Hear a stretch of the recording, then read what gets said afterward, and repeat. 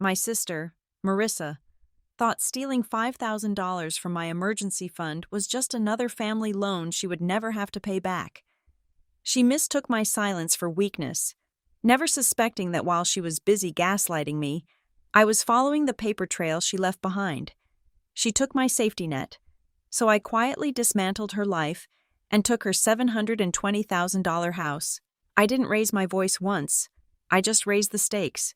The fluorescent lights of the pharmacy aisle hummed with a low, irritating buzz that usually faded into the background, but today it felt like a drill against my temple. I stood at the register with a bottle of generic ibuprofen and a tube of toothpaste, watching the cashier's face shift from boredom to mild pity.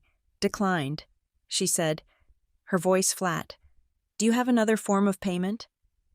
I stared at the little chip reader. It was a piece of gray plastic that had just punched a hole in my reality. "That is impossible," I said, keeping my voice level. "There is money in there. Try it again, please." She sighed, a heavy exhale that smelled faintly of peppermint and stale coffee, and pushed the buttons to reset the machine. I inserted the card again. I waited. The screen flashed the same red block letters. Declined. I felt the blood drain from my face, pooling somewhere in my feet. I did not have another card. I did not carry cash. I lived my life on a strict digital leash because that was how I kept control. I apologized, mumbled something about a bank error, and walked out of the store without the things I needed. The automatic doors slid shut behind me, cutting off the air conditioning, and the humid Massachusetts heat hit me like a physical blow. I sat in my car, a 10-year-old sedan that rattled when it idled, and pulled up my banking app. My fingers were trembling just enough to make me mistype my password twice. When I finally logged in, the screen refreshed, and the numbers stared back at me. $6.42. I blinked, waiting for the glitch to correct itself. The number stayed the same. My throat went tight. A sudden, violent constriction. I swiped to the savings tab, the account I called my fortress, the account that held $5,000, money I had scraped together over 12 grueling months of skipping lunches, denying myself new clothes, and working overtime at Norwin Freight Solutions. It was my exit strategy. It was my security deposit for an apartment that did not smell like damp drywall. It was the only thing standing between me and the chaos that had defined my 20s. Zero. The account balance was zero. I sat there in the parking lot of a strip mall in Briar Glen, watching a woman push a cart full of groceries toward her minivan, and I felt like I was drowning on dry land. I scrolled through the transaction history, my breath coming in short, shallow gasps. Withdrawal. $700. Withdrawal. $500. Withdrawal. $800. Transfer. $3,000. The dates were from yesterday and today. The location for the in-person withdrawals was listed as a branch in West Elmridge. I never went to West Elmridge. That was 30 minutes away. That was where the bigger houses were. That was where my sister lived. My phone felt heavy in my hand, like a stone I was afraid to throw. I pressed the button to call Crescent Harbor Credit Union. I needed to hear a human voice tell me this was a mistake. I needed a stranger to tell me that their system had been hacked by someone in a different country. Someone nameless and faceless. The hold music was a tinny, synthesized jazz loop that seemed to mock my panic. When a representative finally clicked on, her name was Brenda, and she sounded tired. "I need to report fraud," I said. "My account has been drained." I gave her my details. She tapped away on her keyboard, the sound sharp and rhythmic. "I see the transactions." "Ms. Scott," Brenda said. "Several over-the-counter withdrawals and a large transfer. These were done in person at our Elmridge branch." "I was not there," I said, gripping the steering wheel. "I have been at work in Briar Glen all week." "Okay," Brenda said slowly, "but the notes here say the teller verified identity. Security questions were answered. Mother's maiden name, name of your first pet, the street you grew up on." The coldness inside me spread, freezing my lungs. Those were standard questions, but they were also questions that half a dozen people could answer. "And," Brenda added, her voice taking on a defensive edge, "the individual had your identification, or at least, They presented ID that matched the account holder. I closed my eyes. A memory from 2 days ago surfaced. Sunday dinner at my mother's house. I had left my purse in the hallway on the entry table. I always did. It was a safe place. It was my mother's house. I had been in the kitchen helping Mom drain the potatoes while my sister, Marissa, had been vaguely wandering around the first floor, talking on her phone. Did they sign for it? I asked. Yes, Brenda said. We have signatures on file for the withdrawals. I hung up. I did not wait for Brenda to give me a reference number. I knew who had the money. The realization did not hit me with rage. It hit me with a profound, exhausting grief. I had spent the last year rebuilding my life after a layoff and a bad breakup that had left me financially crippled. I had clawed my way back to zero, and then to $5,000. I had been so proud of that number. It was not a fortune to anyone else, but to me, it was proof that I was safe, and Marissa had taken it. I started the car and drove home. My apartment was a second-floor walk-up with a view of a dumpster and a chain-link fence, but it was mine.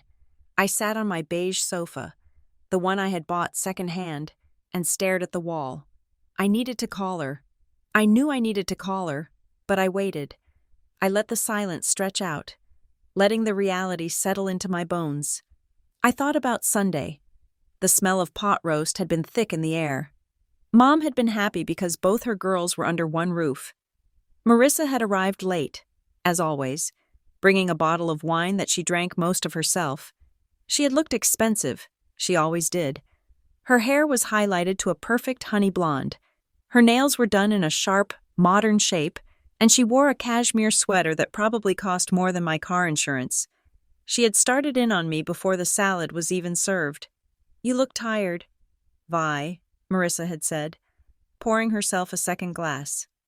Are you still working those crazy hours at the warehouse place? It is a logistics firm, I had said, cutting my meat. And yes, the overtime pays well. You are such a hoarder. She had laughed, looking at Mom for validation. Always squirreling nuts away for winter. You need to live a little. You are 33, not 60. I am saving for a deposit. I had said, I want to move into the complex over on Cedar Street. Marissa had rolled her eyes. The one with the gate? That is pricey. Why do you need a gate? Who is coming after you? Then the tone had shifted. She had leaned forward, her elbows on the table.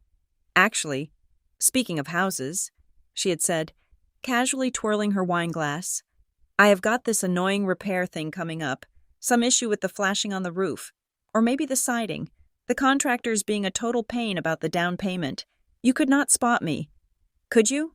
Just for a couple of weeks until my bonus hits? I had put my fork down. No, Marissa, I can't. Oh, come on, she had said, her smile tightening. You just said you have all that overtime money. It is allocated. I had said, allocated. She had mocked, making the word sound like a disease. God, you are so stiff. Mom, tell her she is stiff. Mom had fluttered her hands, terrified of conflict. Now, girls, let's not talk about money at the table. Marissa had sulked for the rest of the meal, checking her phone, taking long bathroom breaks, and at one point, she had stood by the entry table where my purse was, searching for her keys. I pulled my phone out of my pocket and dialed her number.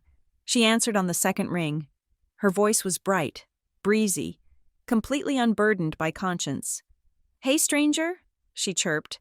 I was just thinking about you. I saw this cute top at the mall that would totally fit you. You stole my money, I said. The silence on the other end was absolute. It lasted for 3 seconds. Excuse me? She said, the brightness gone. You went to the credit union in West Elmridge. I said, you used my information. You drained my savings account. $5,000. Marissa. She laughed. It was a sharp, barking sound. You are crazy. Why would I do that? I have the transaction records. I said, I know you were at Mom's on Sunday. I know you had access to my purse. Oh my God. She snapped. You are being hysterical. You probably spent it and forgot. Or you got hacked because you buy cheap crap online. Do not put this on me. Stop it. I said, I am looking at the withdrawal locations. They are 5 minutes from your house. So? She yelled. Lots of people live in Elmridge. You are accusing your own sister of being a thief? After everything I have done for you? What have you done for me? I asked, genuinely curious. I have been there, she screamed. When you had that breakdown after Mark left? Who took you out to dinner? Me. Who listened to you cry? Me. You owe this family a little grace. Violet, you are so selfish. You sit on that money like a dragon while the rest of us are actually trying to live, trying to maintain things. Maintain things. The phrase stuck out. I did not say anything. I just listened to her breathing, heavy and angry, on the other end of the line. You know what? She said, her voice dropping to a venomous hiss. You are pathetic. You are going to ruin the family dynamic over a few $1,000s? Grow up. She hung up. I sat there, holding the phone. My hand was not shaking anymore. The shame was there. Yes, the shame of knowing I had let my guard down, that I had allowed her close enough to hurt me again. But beneath the shame, there was something else, a clarity. It was cold and hard, like ice forming on a lake. She had not denied it. Not really. She had justified it. She believed she was entitled to it. She believed that my stability was a resource she could harvest whenever she was hungry. I stood up. I put on my shoes. I drove to the West Elmridge branch of Crescent Harbor Credit Union. It was a sleek building with glass walls and modern art in the lobby. I walked up to the teller station. The woman behind the counter smiled at me. I need to see the transaction slips for my account from the last 2 days. I said. She verified my ID. This time, it was actually me. She printed out 4 slips of paper and slid them across the marble counter. I looked at the signature at the bottom of the first slip. It was my name, Violet Scott. But the loop of the V was wrong. The slant of the S was too upright. It looked like someone had practiced it a few times. But in the moment of signing, their hand had rushed. It looked traced. I stared at it until the lines blurred. This was a crime. This was forgery. This was grand larceny. Is there a problem? The teller asked. I looked up at her.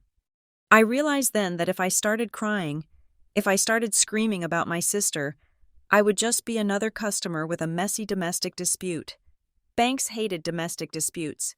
Police hated them too. They called them civil matters and walked away. No. I said, no problem. I just needed these for my records. I took the papers. I walked out to my car and drove to the police station. The officer at the desk looked like he had been awake for 30 hours. He gave me a clipboard with a form on it. I filled it out in neat, block letters. Name of suspect. Unknown. I hesitated. If I wrote Marissa's name down right now, the police would call her. She would spin a story. She would say I loaned it to her. She would say I was unstable. She would call Mom. Mom would cry and beg me to drop it. The waters would get muddy. And in the mud, Marissa always won. I needed more than an accusation. I needed a trap. I left the suspect line blank for the moment. I described the physical appearance of the person who might have done it. Female, likely blonde, roughly my height. I attached copies of the transaction receipts. I want to file a report for identity theft and fraud. I told the officer. He stamped the papers. He gave me a case number.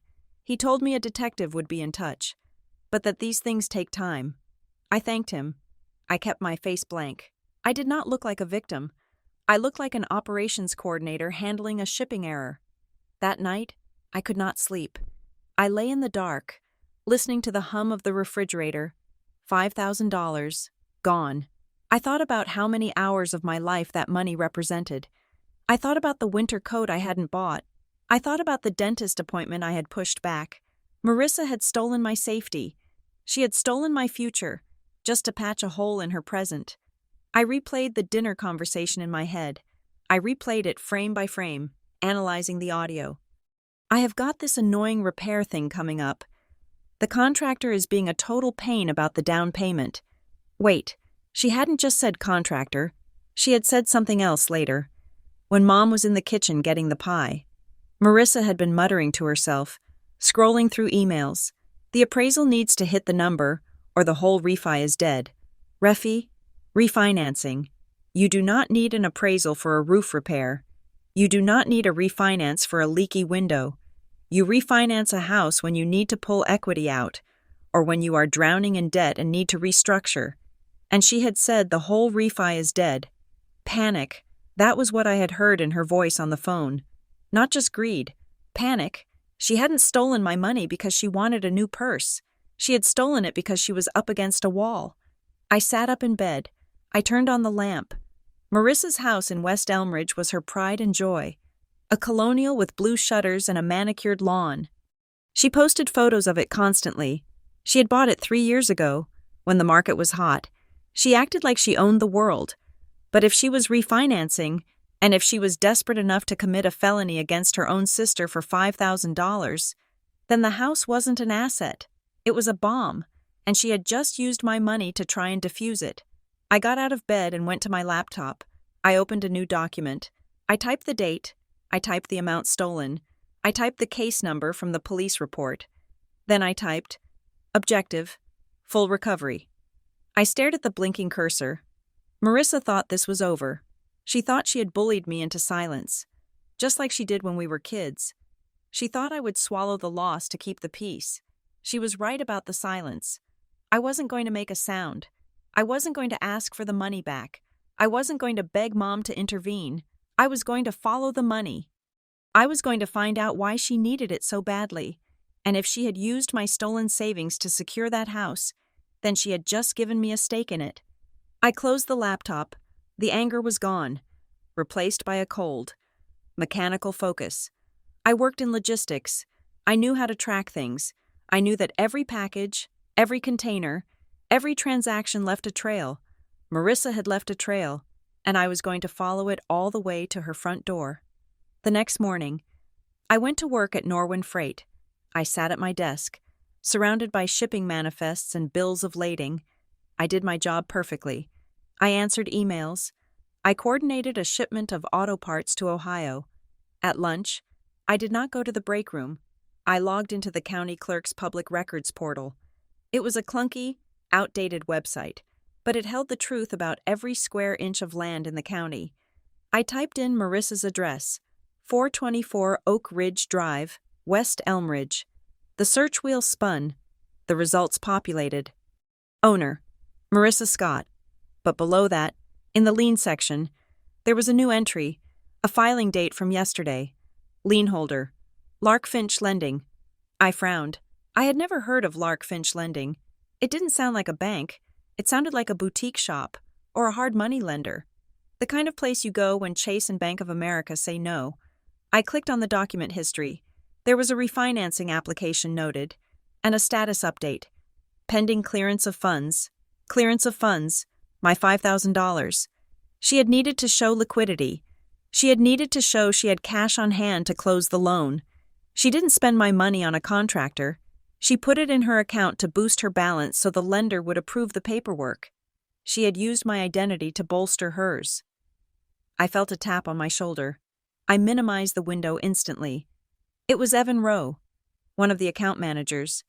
He was a good guy, quiet, wore cardigans that were slightly too big for him.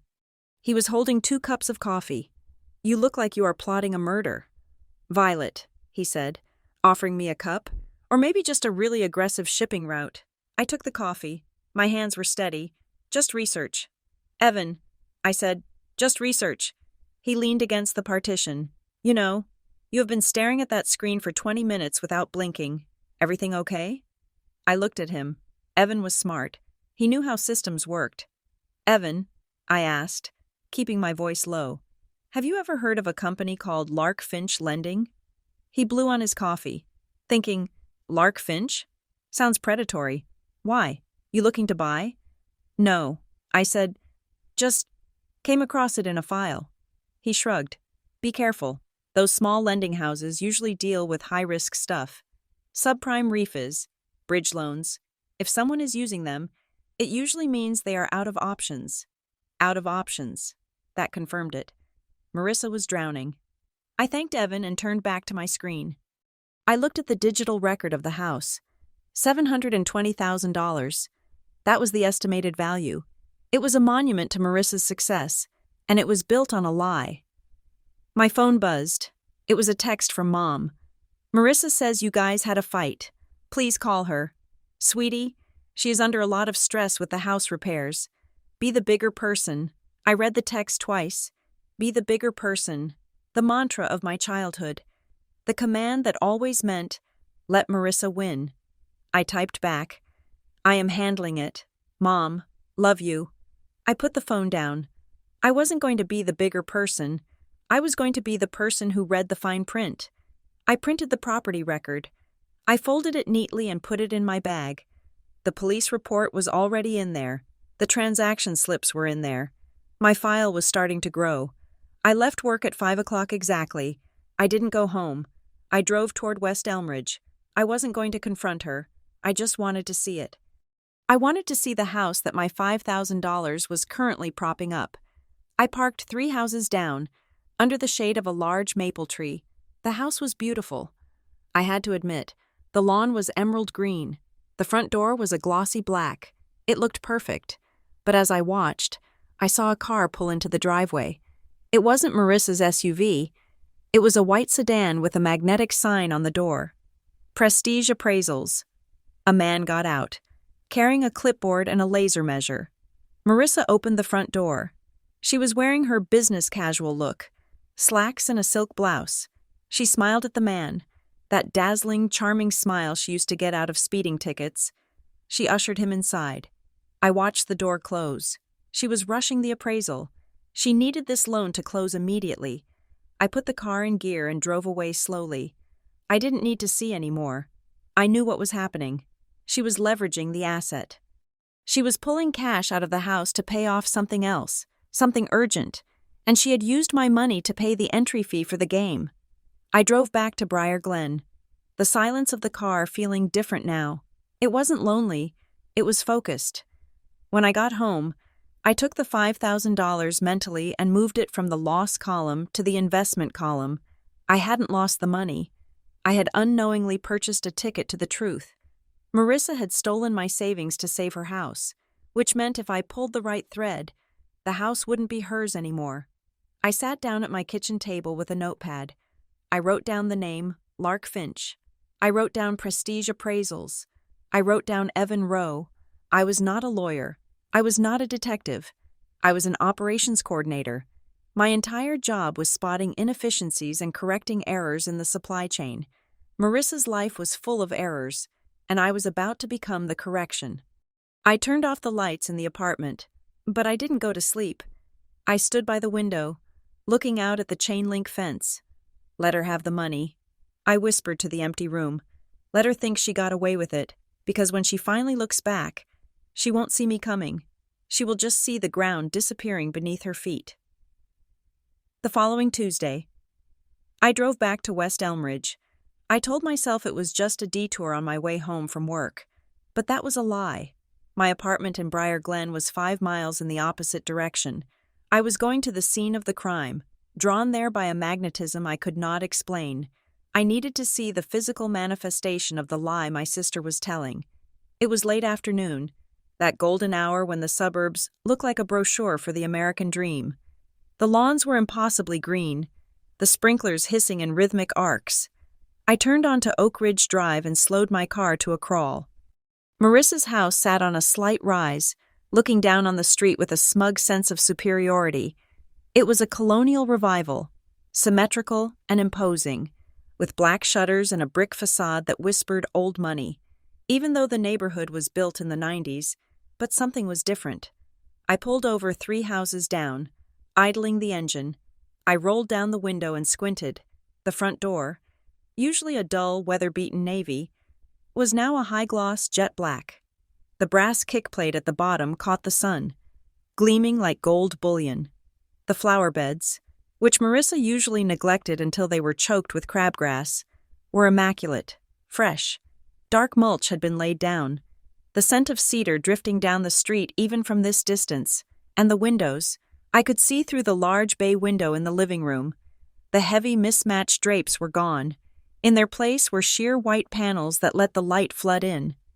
I could see a lamp turned on, a tall, architectural floor lamp that I knew Marissa did not own. It cast a warm, inviting glow. Even in the daylight, it looked like a stage set. It looked like the kind of house you see on a realtor's website, the kind that says turnkey ready or luxury living. Why would she stage the house if she was just refinancing? You staged a house to sell it. You staged a house to seduce a buyer. You did not put down fresh mulch and buy expensive lighting just to impress a bank appraiser for a lower interest rate. Unless the appraisal was so critical, so borderline, that she needed every psychological trick in the book to hit the number. I watched for 10 minutes. No one came in or out. The house just sat there, perfect and silent, hiding its secrets behind that glossy black door. I put the car in gear and drove away, the image of that staged perfection burning in my mind. She was putting on a show, and I had paid for the ticket. When I got home, I did not turn on the TV. I did not make dinner. I sat down at my laptop and opened the County Registry of Deeds again. I had looked at it briefly before, but now I dug in. I had the patience of someone who spent 8 hours a day tracking lost shipping containers across the Atlantic. I pulled up the property card for 424 Oak Ridge Drive. There it was. The new entry I had glimpsed at work. A lien update. Grantee. Lark Finch Lending. Grantor. Marissa Scott. Date. 2 days ago. I clicked on the document image. It was a standard mortgage recording, but the amount caught my eye. It was high. Dangerously high. It suggested she was pulling out almost every cent of equity she had, pushing the loan-to-value ratio to the absolute limit. I opened a new tab and searched for Lark Finch Lending. The website that loaded was generic. Stock photos of smiling families shaking hands with men in suits. A logo that looked like a bird taking flight. But there was no address for a local branch, only a P.O. box in Delaware and a toll-free number. I scrolled down to the About Us section. Specialists in creative financing solutions for complex borrower profiles. Creative financing. That was corporate speak for we lend to people the big banks will not touch. It meant high interest rates, aggressive terms, and a willingness to overlook certain red flags for a price. I sat back in my chair. Marissa wasn't just refinancing. She was entering the Shark Tank. The next morning at work, I found Evan Rowe in the break room. He was staring at the coffee machine as if he could will it to brew faster. Evan was the closest thing I had to a friend at Norwin Freight. He was cynical, sharp, and had an obsession with true crime podcasts that usually annoyed me but now felt useful. "Evan," I said, pouring myself a cup of the sludge the company called coffee. "You mentioned once that your cousin works in real estate law?" He turned, blinking behind his glasses. "Tessa? Yeah. She is a paralegal at Hollis Wren. Why? You finally buying that condo?" "No," I said, keeping my voice low. "I am looking into a lender. Have you ever heard of refinancing fraud?" Evan's eyebrows shot up. He leaned in. His interest piqued. "That is a broad category. Vi, you mean like predatory lending? Or straight-up theft?" "Both. Maybe," I said. "I found a company called Lark Finch involved in a family member's property. It feels off." Evan whistled low. "Lark Finch. I swear I heard that name on a forum recently. Not the good kind. Look, you should talk to Tessa. She sees the paperwork the rest of us ignore. She can tell you if a deal smells like rot." He texted me her number right there. I met Tessa Klein that evening at a dive bar halfway between my office and the city. She was nothing like Evan. Where he was soft edges and cardigans, she was sharp angles and a leather jacket. She drank gin and tonic and looked at me with eyes that had seen too many divorces and bankruptcies. "So," Tessa said, getting straight to the point, "Evan says you think your sister is pulling a fast one with a subprime lender." I nodded. "She stole $5,000 from me. 2 days later, a lien from this Lark Finch place shows up on her house. I'm trying to figure out the connection." Tessa took a sip of her drink, the ice clinking against the glass. $5,000 seems small for a house play. Usually, if they are stealing, they go for 50 or 100. But 5? That is a specific number. Why? I asked. "Reserves," she said. I frowned. "What do you mean?"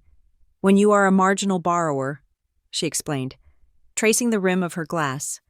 "When your credit is shaky, or your debt-to-income ratio is trash.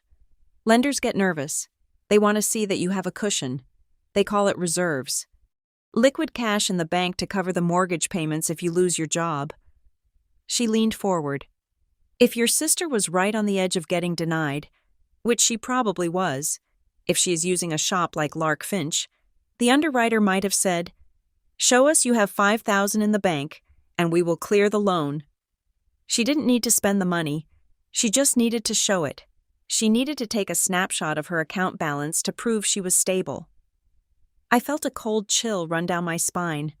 It made perfect sense. So she steals my money, deposits it, prints the statement, and gets the loan. I said, "And then she probably planned to pay you back, or just keep it," Tessa said with a shrug. "It is called asset shoring. It is fraud.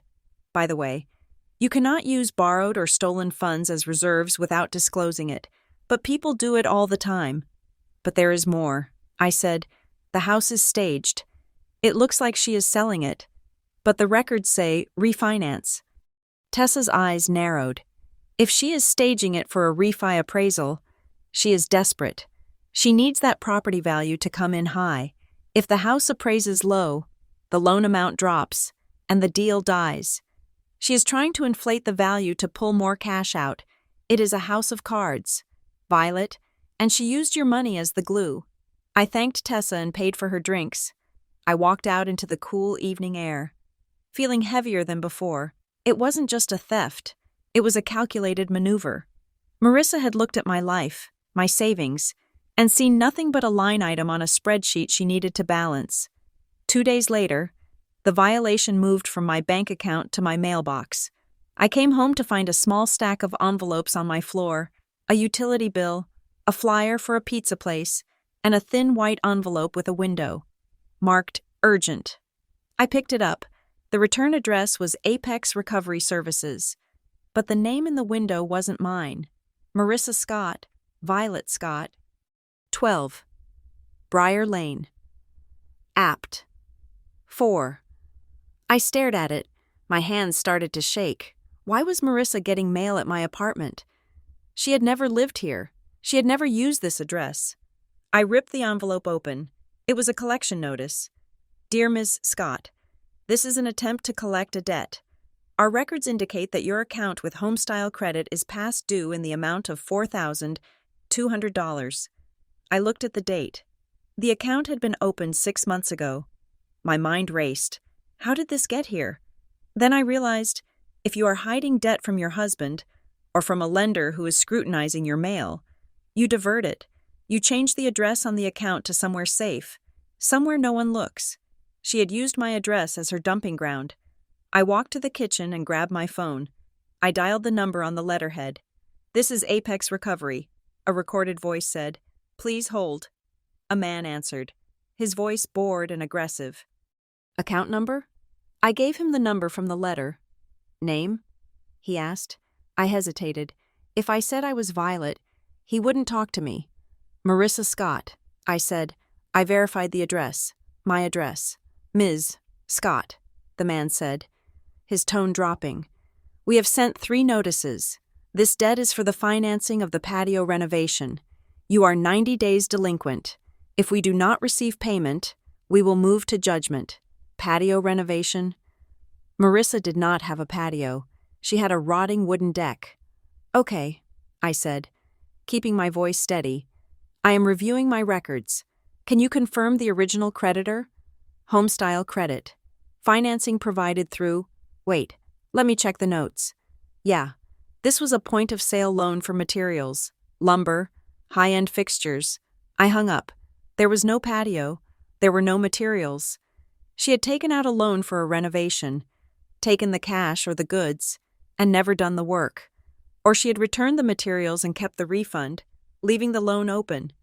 It was another layer of the scam, and she had sent the bill to me so her husband, or the new lender, wouldn't see the red ink. I felt a wave of nausea. It wasn't just money, it was identity. She was blurring the lines between us, weaving my clean record with her dirty one. I sat down at my computer and did something I should have done the moment the money vanished. I pulled my own credit report. I paid the $20 for the instant report from all three bureaus. I waited for the progress bar to load, my heart hammering against my ribs. The report populated. I scrolled past my student loans, past my car payment. My score was decent. 710. I had worked hard for that number. I scrolled to the inquiries section. There it was. Lark Finch Lending. Date: 4 days ago. Type: soft inquiry. The air left the room. A soft inquiry meant they were checking me, not for a loan I applied for, but as a background check. Why would a lender check the sister of the borrower? Unless I wasn't just the sister. Unless my name was on the application. Tessa's voice came back to me. Asset shoring. If Marissa had listed my savings account as her own, she might have listed me as a co-applicant or a guarantor without my signature. Or she had listed me as a contributor to the household income. She hadn't just stolen $5,000. She had stolen my name. She had dragged me into her financial wreckage without me even knowing I was in the car. I stood up and paced the small living room. I wanted to scream. I wanted to drive to her house and throw a brick through that big, beautiful bay window with the new lamp, but I stopped myself. Screaming was what Marissa expected. Drama was her language. If I went over there screaming, she would call me crazy. She would tell Mom I was having an episode. She would turn the tears on, and suddenly I would be the aggressor, and she would be the victim of my instability. No, I needed to be cold. I needed to be a surgeon. I sat back down and opened a notebook. I wrote timeline at the top of the page. Sunday. Dinner at Mom's. Marissa asks for money. I say no. She steals my card info from my purse. Monday. Marissa withdraws cash and transfers funds. Total, $5,000. Monday afternoon. Lark Finch runs a soft credit check on me. Tuesday. Marissa updates the lien on her house. The refinance moves forward. Wednesday. I find the house staged. Thursday. The debt collection letter arrives at my house. It was a chain. Every link was forged in deceit. But there was one piece missing: the enabling. Marissa couldn't do this alone. She wasn't smart enough to forge everything perfectly. She needed a character witness. She needed someone to vouch for her. I thought about Mom. Mom! Who always said Marissa is just going through a hard time. Mom! Who slipped Marissa $20 bills when she thought I wasn't looking. I grabbed my keys. I needed to see Diane Scott. My mother lived in a small, tidy ranch house on the other side of Briar Glen. It was the house we grew up in. It smelled of lavender and old paper. When I walked in, she was sitting in her recliner, watching a game show. "Violet," she said, smiling nervously. "I didn't know you were coming by." I didn't hug her. I sat on the edge of the sofa, keeping my coat on. "Mom," I said quietly, "we need to talk about Marissa." Her face fell. She turned off the TV with a sharp click. "Oh, honey, can't we just let it go?" She said she was sorry. She said it was a misunderstanding about the transfer. It wasn't a misunderstanding. "Mom, it was theft. But that is not what I'm here to ask about." I looked her in the eye. "Did you sign anything for her?" Mom looked away. She picked at a loose thread on the arm of her chair. "I don't know what you mean." She said, "Mom," I said, my voice hard, "I found a lien on her house. I found a credit inquiry on my name. Did you sign anything to help her get this loan?" She sighed. A long, shuddering breath. She was desperate. Violet. She was going to lose the house. She said she just needed a co-signer for a bridge loan. Just for a few months. Until Tom gets his bonus. Tom, Marissa's husband, hadn't had a bonus in 3 years. "You co-signed a mortgage?" I asked, horrified. "With your pension?" "No," Mom said quickly. "No, not a mortgage. Just a statement. A letter of support." She said the bank needed a letter from family confirming that we help her out sometimes. "And what else?" I pressed. Mom looked down at her hands. She asked me to verify some funds. She said she put some money in your account for safekeeping, and she needed me to sign a paper saying it was family money. My stomach dropped. "You signed a gift letter, didn't you?" I whispered. "You signed a letter saying the $5,000 in my account was a gift to her." Mom started to cry. She said it was technically true. She said she gave you money when you were in college, so it all comes from the same pot in the end. She said if I didn't sign it, they would foreclose. Violet, they would take the house. Where would she go? Where would the kids go? I looked at my mother. I saw the fear in her eyes. The fear of conflict. The fear of Marissa's rage. Marissa had weaponized our mother's love, turned it into a tool for fraud, and Mom had let her. She had signed a lie that implicated me, just to keep the peace. I stood up. I felt like I was made of glass, fragile and sharp. You realized she stole that money from me, right? I asked. You signed a letter saying the money she stole was a gift. Violet, please, Mom sobbed. She is your sister. Not anymore, I said. I walked to the door. Where are you going? Mom called after me. Don't do anything rash. I didn't answer. I walked out to my car and sat in the dark driveway. I had the timeline. I had the motive. I had the method. Marissa had built a fortress of lies to protect her $720,000 lifestyle. She had used my money as the foundation, my name as the scaffolding, and our mother as the mortar. She thought she was safe because we were family. She thought the blood tie was a leash that would keep me from biting back. I looked at the dashboard of my car. I looked at the little plastic hula girl Evan had stuck on my dashboard as a joke. I made a decision then, a hard, cold decision. I was done asking for honesty. I was done waiting for an apology. I was done being the good sister who absorbed the impact. I wasn't going to confront her again. I wasn't going to warn her. I was going to document every single inch of this fraud. I was going to collect the paper trail until I had a mountain of evidence, and then I was going to use it. Not to get my $5,000 back. That was small thinking. I was going to take the house, if my money secured it, and my name was on the file, and my credit was used to vet it. Then logically, ethically, and soon legally, that house belonged to me. I started the engine. I was the villain now. I could feel the role settling over me like a heavy coat. The sister who sued, the sister who evicted, the sister who tore the family apart. Let them tell that story. I would be writing my own, and mine would have exhibits attached. The fraud investigator at Crescent Harbor Credit Union was a man named Mr. Henderson. He worked out of a small, windowless office in the basement level of the main branch, a room that smelled faintly of toner cartridge dust and stale coffee. He was a man who seemed to have been eroded by years of looking at bad choices, his face worn smooth and expressionless like a river stone. I sat across from him, my hands folded tightly in my lap. I had taken a half-day off from Norwin Freight Solutions to be here, telling my boss I had a dental emergency. It wasn't entirely a lie. The rot in my family felt like a toothache that had gone septic, throbbing with a dull, persistent poison. Mr. Henderson tapped a few keys on his keyboard, the sound loud in the quiet room. Ms. Scott, he said, his voice dry. We have completed our preliminary review of the disputed transactions. As you know, the withdrawals were made in person. However, the large transfer, the $3,000 moved to an external account, required a secondary level of authentication because it exceeded your daily limit for that specific transfer type. I nodded. I did not authorize it. I understand, he said.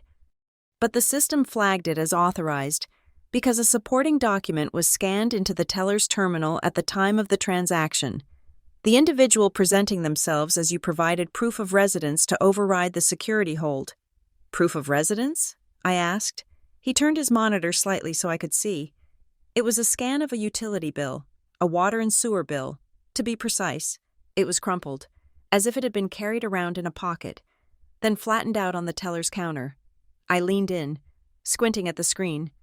The name on the bill was Violet Scott. The dates were current, but the address, that is not my address, I said, pointing at the screen. I live on Briar Lane in Briar Glen. That bill is for a property on... I squinted harder. Sycamore Street in Hollowmere. Hollowmere was a town 2 towns over. It was a gritty industrial place, full of old mill buildings and cheap rentals. I had never lived in Hollowmere. I had never even visited anyone in Hollowmere. Mr. Henderson frowned. The teller accepted it because the name matched and the individual had your debit card and PIN. But here's the other thing. He clicked to the next image. This is the overriding authorization form. It is an internal document we use when a customer needs to update their profile or approve a large movement of funds in person without a prior appointment. It requires a signature and a witness. I looked at the form. It was a standard piece of bureaucracy, full of small print and boxes. At the bottom, there was a signature. Violet Scott. It was the same traced, shaky signature I had seen on the withdrawal slips. It looked like my name, but written by a hand that was trying too hard to be mine. But then my eyes drifted to the rest of the form. The sections for date of birth, social security number, and current employer were filled in by hand. The handwriting was not shaky. It was neat. It was precise. The 4s were closed at the top. The 7s had a tiny, distinctive tick at the start of the horizontal line. The loops on the lowercase g and y were perfectly symmetrical teardrops. I felt the air leave my lungs in a rush. I knew that handwriting. I had seen it on birthday cards for 33 years. I had seen it on grocery lists stuck to the refrigerator with magnets. I had seen it on the permission slips that allowed me to go on field trips in elementary school. It wasn't Marissa's handwriting. Marissa wrote in a frantic, spiky scrawl that looked like a doctor's prescription. This was my mother's handwriting. Mr. Henderson was saying something about filing an affidavit, but his voice sounded like it was coming from underwater. I stared at the screen, at the neat, careful script of Diane Scott. Ms. Scott? Mr. Henderson asked, "Do you recognize this handwriting?" I looked up at him. I had a choice. I could tell him right now. I could say, "Yes, that is my mother, Diane Scott, and she just helped my sister commit a felony." The police would be called. My mother would be brought in for questioning. The family would be nuked from orbit. I swallowed the bile rising in my throat. No, I lied. My voice was steady, terrifyingly so. No, I do not recognize it, but I would like copies of these documents for my own records. Please, Mr. Henderson hesitated, then nodded. I can print them for you. Marked as evidence. Do not duplicate. I walked out of the credit union 10 minutes later with a manila envelope tucked under my arm. The sun was shining. People were walking their dogs. The world looked normal, but my world had just tilted on its axis. Marissa stealing from me was one thing. Marissa was chaos. Marissa was a storm. You expect a storm to break things. But Mom? Mom was the peacekeeper. Mom was the one who smoothed things over. Mom was the one who whispered, she didn't mean it, and be the bigger person. I sat in my car and stared at the steering wheel. I realize now that be the bigger person was not a request for maturity. It was a strategy. It was a way to keep the victim quiet, so the predator could feed without interruption. I needed to be sure. I needed eyes that weren't clouded by a lifetime of daughterly guilt. I called Tessa. We met at a coffee shop this time, a quiet place with high-backed booths. I slid the copies across the table to her. Tessa was wearing her reading glasses, looking more like a librarian than a legal shark, but her eyes were sharp as she scanned the pages. "This utility bill," Tessa said, tapping the paper. "It is a forgery. Look at the font on the usage graph. It is slightly different from the font on the header. Someone took a real bill, maybe for a different name or address, and photoshopped your name onto it. It is good work, but not professional." "And the address?" I asked.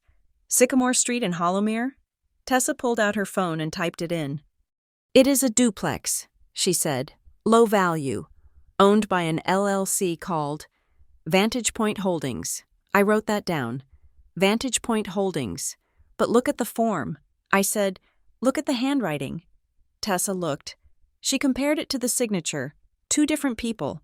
She said instantly, "The signature is a forgery attempt. The body of the form was filled out by someone else. Someone calm. Someone who wasn't rushing. It is my mother." I said. Tessa stopped. She looked up at me over the rim of her glasses. "Are you sure?" 100%. I said, "I know how she writes her 7s. I know how she writes the letter B. She filled this out. She stood there in the bank, or she filled it out at the kitchen table before Marissa went in. She provided the data points Marissa needed to answer the security questions." Tessa sat back. letting out a low whistle. "Okay," she said. "That changes the landscape. This is not just a sister gone rogue. This is a conspiracy." I winced at the word. Conspiracy sounded so criminal, so organized. My family was not organized. They were messy. "Why?" I asked. "Why would she do it?" "She knows I'm saving for an apartment. She knows how hard I work." Tessa looked at me with a pity that I hated, because the house is worth $720,000. Violet, and your $5,000 is, well, it is $5,000 in the math of survival. You are the expendable asset. I took the papers back. I folded them carefully. "I have to talk to her." I said, "Be careful." Tessa warned, "If she is in this deep, she is going to panic. And panicked people lie." I did not go straight to my mother's house. I went home first. I took a shower. I scrubbed my skin until it was red, trying to wash off the feeling of betrayal. It didn't work. I put on fresh clothes. I drank a glass of water. I rehearsed what I was going to say. I wasn't going to yell. Yelling was for children. I was an operations coordinator. I dealt in facts. I arrived at my mother's house at 7 in the evening. The curtains were drawn. The television was flickering blue light against the living room window. I used my key to let myself in. "Mom?" I called out. She was in the kitchen, making tea. She jumped when she saw me, nearly dropping the kettle. "Violet!" she gasped. "You scared me.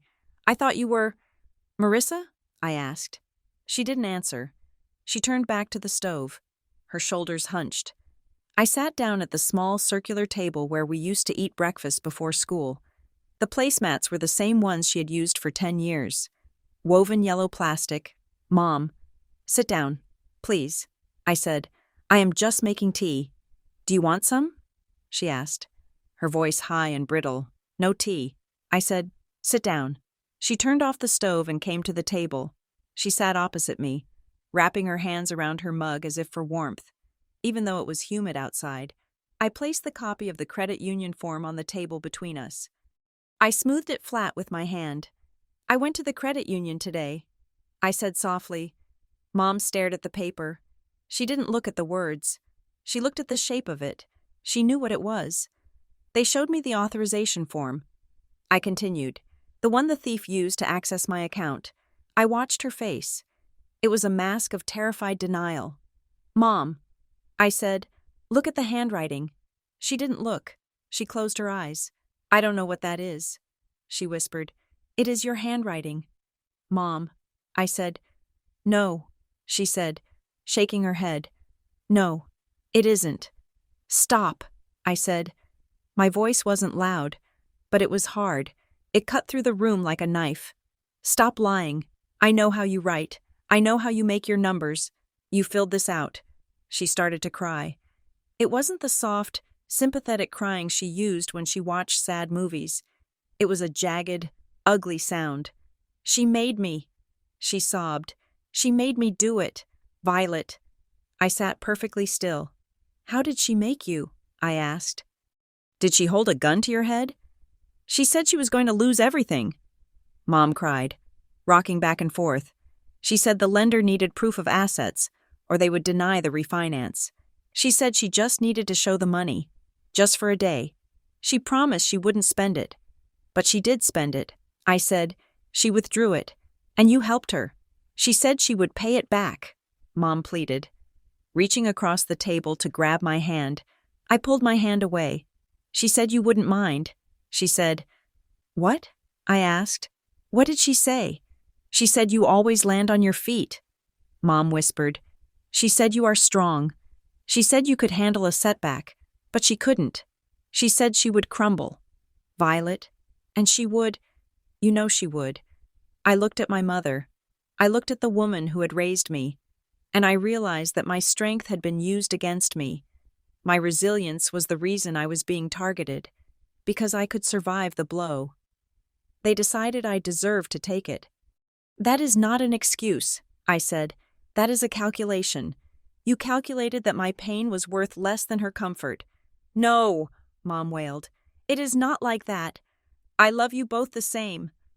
I stood up. I looked down at her. "Did you see my name?" I asked. She froze. What? On the paper. I said, when you were writing my social security number, when you were writing my employer, did you see my name at the top? Did you see Violet Scott? She hesitated. The hesitation lasted only a second, but in that second, the last thread of my trust snapped. Yes, she whispered. She had seen it.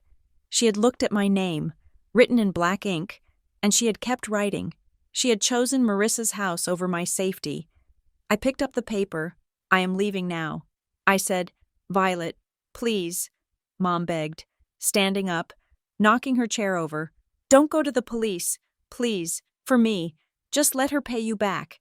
She will pay you back when the loan closes. I walked to the door. I paused with my hand on the knob. You know, Mom, I said, not looking back. The loan isn't going to close the way she thinks it is. I walked out. I drove to a parking lot overlooking the town reservoir. It was dark now.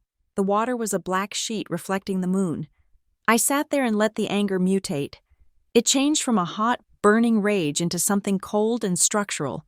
If they were willing to cross this line, forgery, identity theft, betrayal, for $5,000, then the $5,000 was just the tip of the iceberg. People do not commit felonies for pocket change unless the pocket change is the key to unlocking a vault. Marissa's house. I pulled out my laptop. I had a mobile hotspot device from work. I connected to the internet. I went back to the county registry. I pulled the deed history for 424 Oak Ridge Drive again. I had looked at the recent lien, but I hadn't looked closely at the history of the property itself. I scrolled back. Marissa had bought the house 3 years ago. Grantee, Marissa Scott. Grantor. The previous owners, a nice couple named the Millers. Price, $650,000. But wait, there was an entry 2 weeks before Marissa bought it. Grantee, Briar Glen Property Trust. Grantor, the Millers. Price, $400,000. And then, on the same day Marissa bought it, Grantor, Briar Glen Property Trust. Grantee, Marissa Scott. Price, $650,000. I frowned. Why would the Millers sell their house to a trust for $400,000, only for the trust to sell it to Marissa for $650,000 2 weeks later? That was a flip, a rapid, suspicious flip. It artificially inflated the value. And who was Briar Glen Property Trust? I searched the name in the state business registry. Briar Glen Property Trust. Trustee, Arthur Vane. I didn't know the name Arthur Vane. I took a screenshot. I sent it to Evan. Me. Can you run this name in the business database you use for vendor vetting? Arthur Vane, Briar Glen Property Trust. Evan replied, 5 minutes later. Evan. You working late or just obsessing? Me. Obsessing. Please. Evan. Give me a sec. I waited. The darkness of the reservoir seemed to press against the windows. Evan. Okay. This guy is a ghost. Arthur Vane is a registered agent.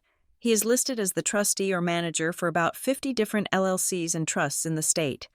Most of them open and close within 6 months. He is a professional signatory, a shell. Marissa had bought the house from a shell entity. Why? To hide the true seller?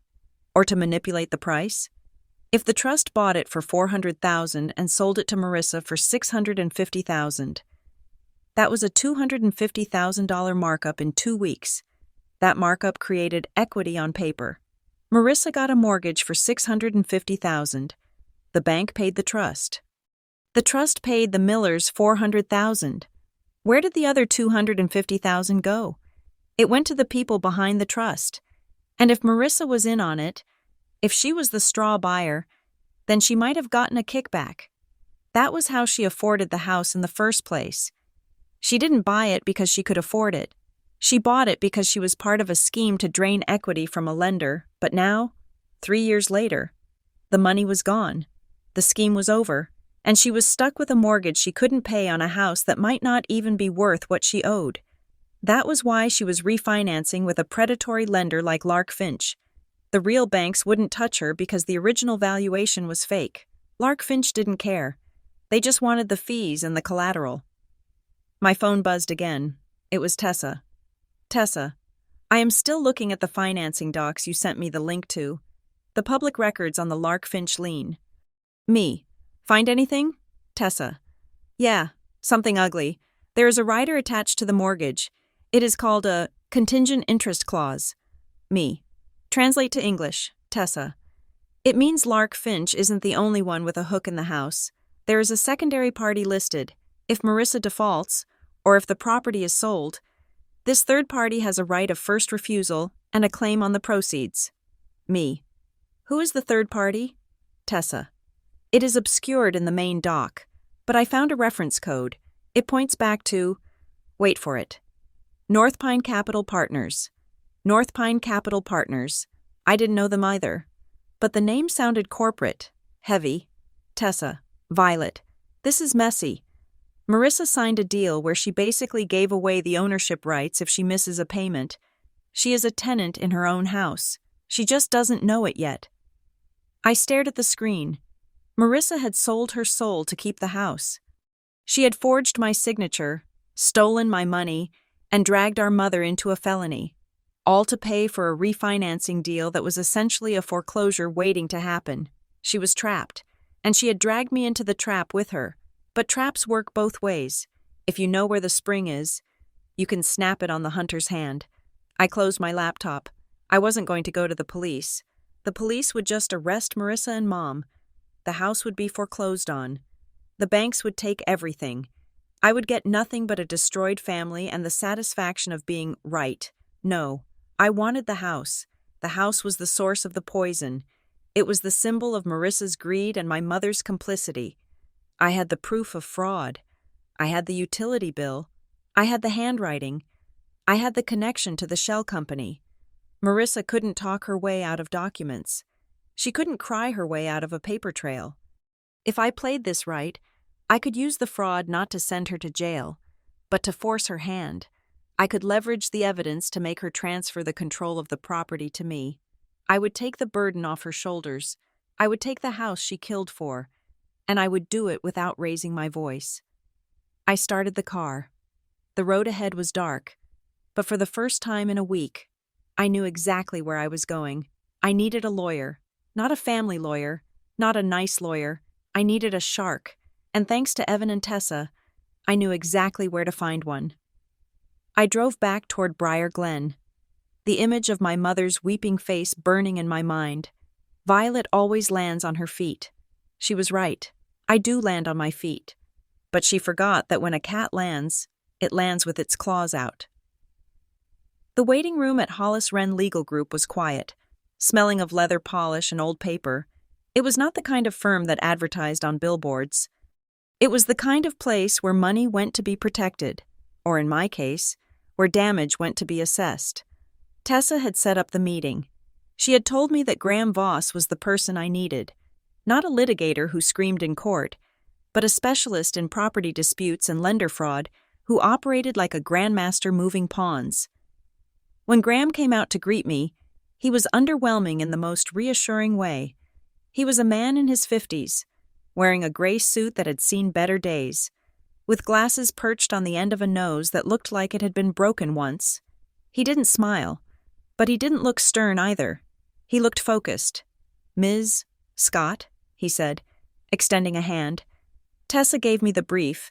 "Come on back." His office was a maze of stacked files and legal journals. He cleared a chair for me and sat behind his desk, opening a fresh notepad. "Tell me the story," he said. "Not the emotional version, the timeline version." I told him. I started with the dinner. The declined card, the withdrawal slips, the forged signature, the lien on Marissa's house, the connection to the shell company, the debt collection letter sent to my address. Graham listened without interrupting. He took notes in a shorthand I couldn't read. When I finished, he sat back and tapped his pen against his chin. "It is a classic asset shoring scheme," he said, his voice gravelly. "But it is sloppy. That is good for us. Sloppy people leave fingerprints." He pulled a folder from a stack on his desk. Tessa had already sent him the public records I had found. "I have been looking at the refinance documents your sister filed." Graham said, "There is something you need to see." He turned a document around. It was an affidavit of occupancy, a standard form where the borrower swears they live in the property. "Look at the notary stamp," he said, pointing to the bottom of the page. I looked. It was a standard round seal. Notary Public, Commonwealth of Massachusetts. "Now look at this one," he said, pulling out a second document. This was recorded 3 weeks prior.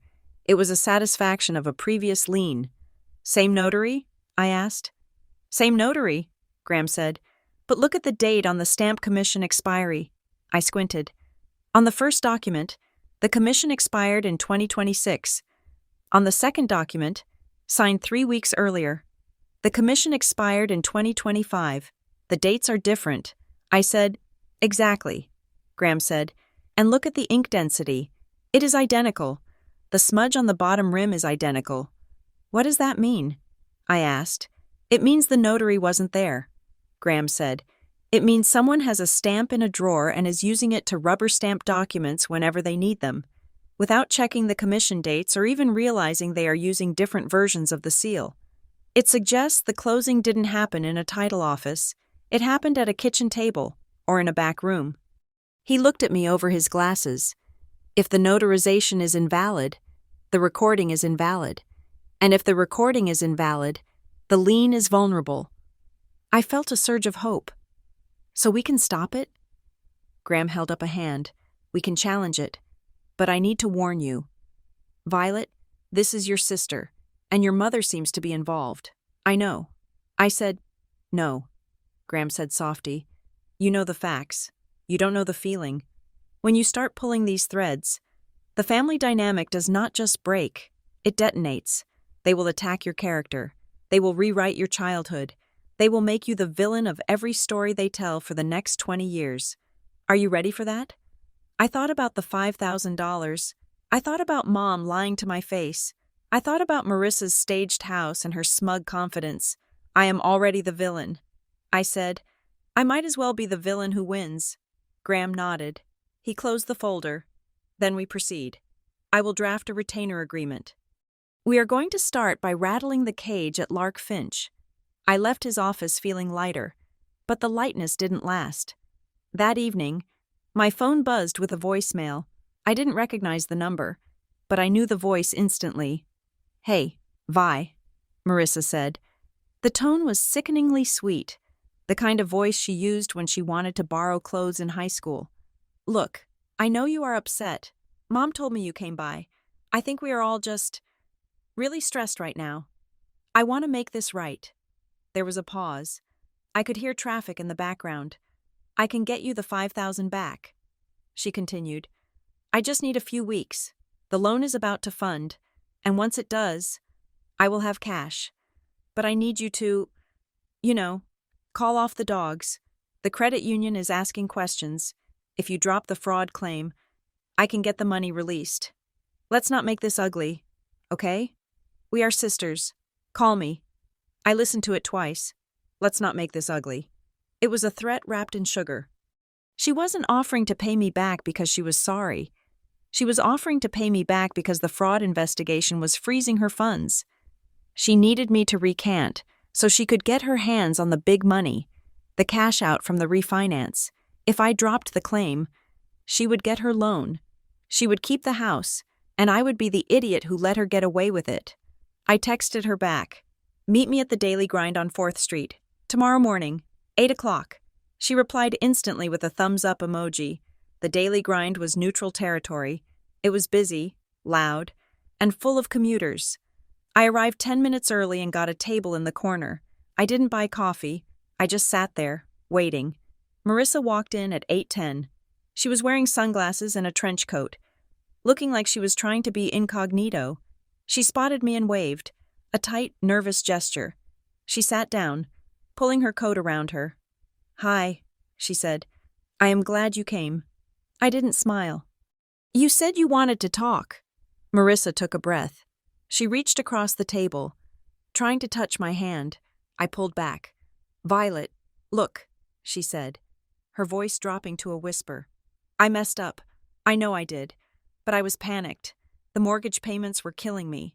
Tom isn't working as much, and the kids need things. I just needed to show the bank I had reserves. I didn't mean to steal it. I just borrowed it for the snapshot. You forged my signature. I said, you stole my identity.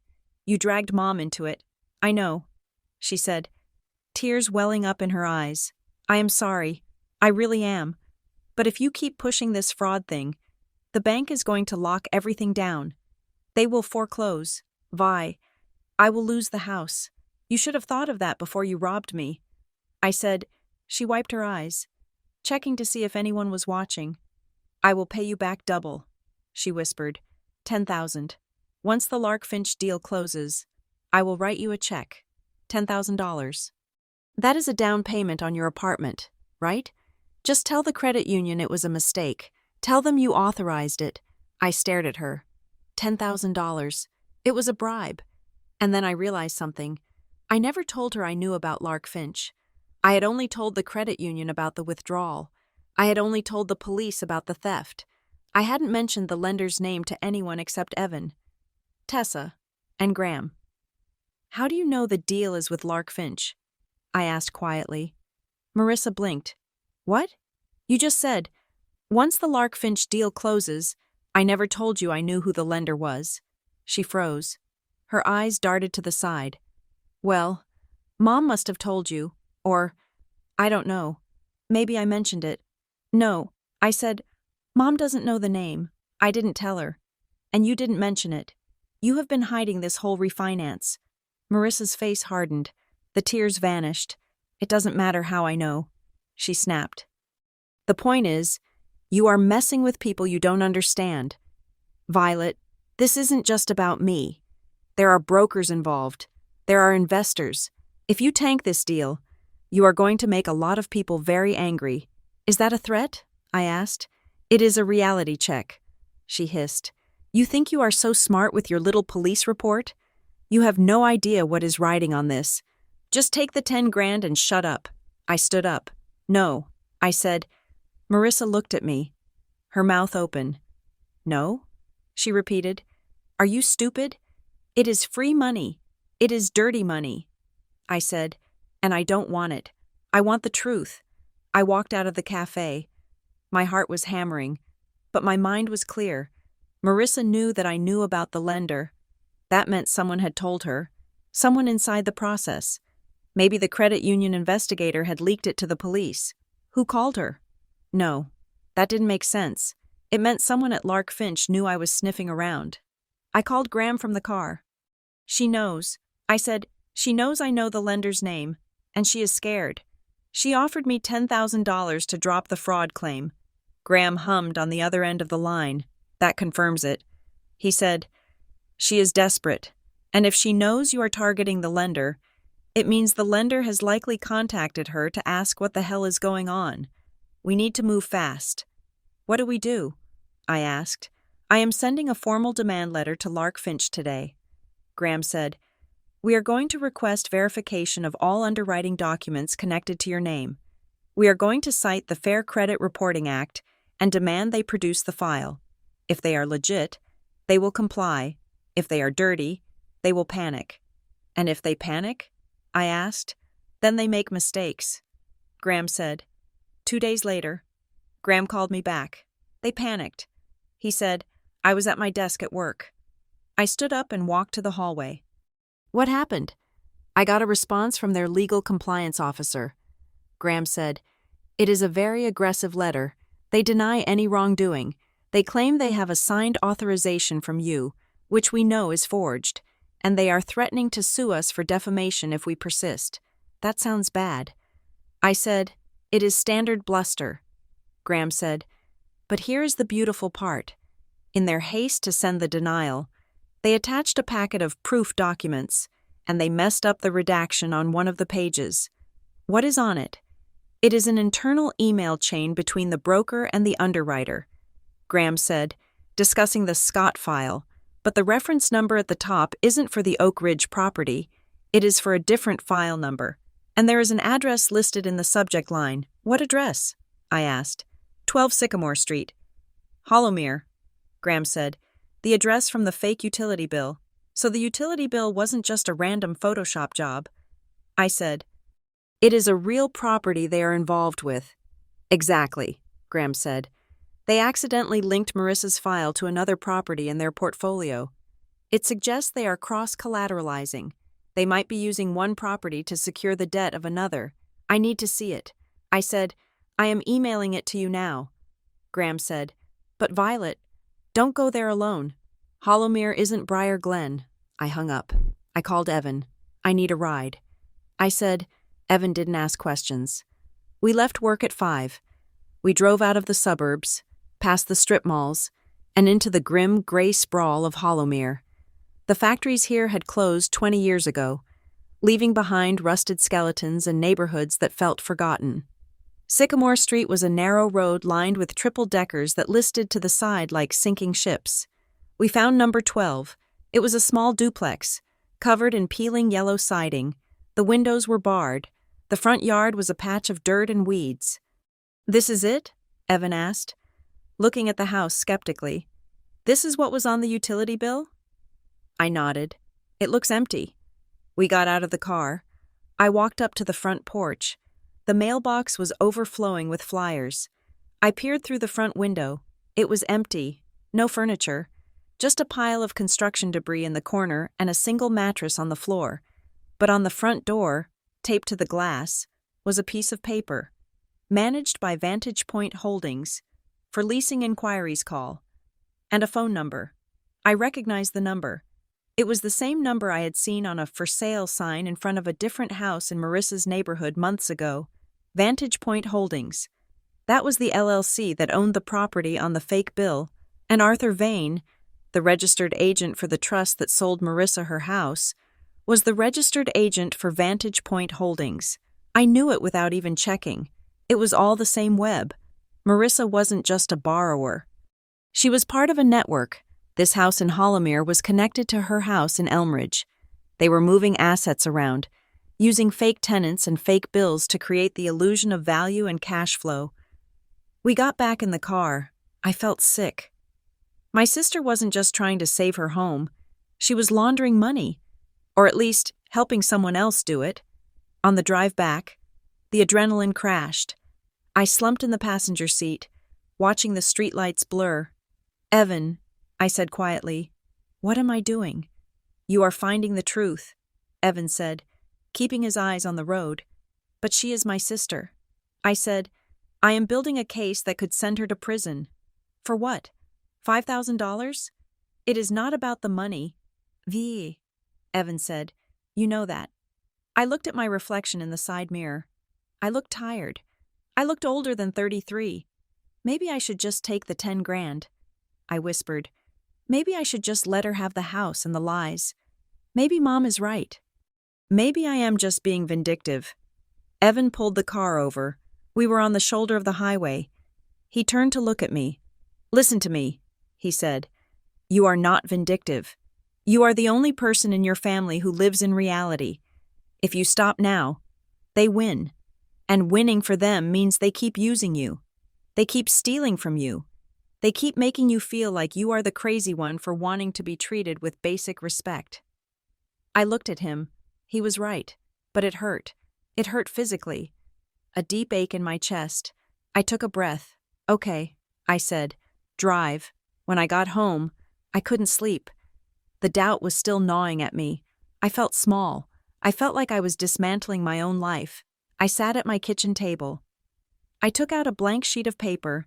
I needed to stabilize myself. I needed to see it in ink. I wrote 3 headings: what I know, what I can prove, what I refuse. Under what I know, I wrote, Marissa stole my money. Mom helped her. They forged my signature. Marissa's house is tied to a fraudulent shell company. Lark Finch is a predatory lender involved in the scheme. Under what I can prove, I wrote, the bank withdrawal records, the fake utility bill, the mismatched notary stamps, the connection between Arthur Vane and the property trust, the accidental email from Lark Finch linking the 2 properties. Under what I refuse, I wrote, I refuse to be a victim. I refuse to be gaslit. I refuse to pay for my sister's mistakes. I refuse to let them keep the house they stole my future to protect. I stared at the list. It calmed me. It turned the chaos into a mission. The next morning, I went back to Graham's office. I put the list on his desk. I am ready for the next step, I said. Graham looked at the list. He nodded slowly. Good, he said, because I have been doing some case law research. He leaned forward, his elbows on the desk.